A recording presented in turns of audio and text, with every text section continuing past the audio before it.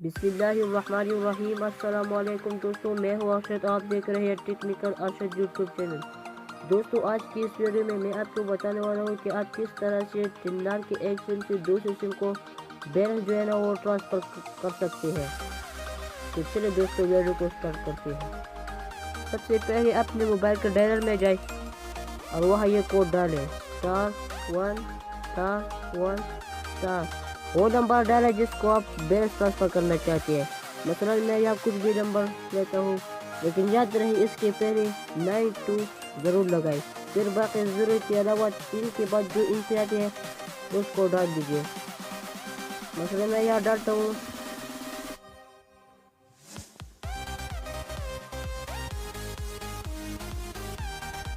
फिर आपको स्टार दबाना है।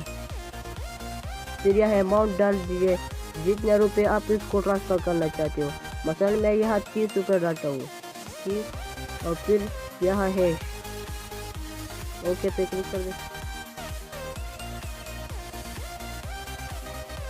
यहाँ बिल्कुल आप देख सकते दोस्तों कि ये कह रहा है कि आप 30 रुपये इस नंबर को ट्रांसफ़र करना चाहते हैं। तो मैं इसको इस नंबर को ट्रांसफ़र करना चाहता हूँ तो मैं 1 दबाता हूँ। अगर आप नहीं तो 2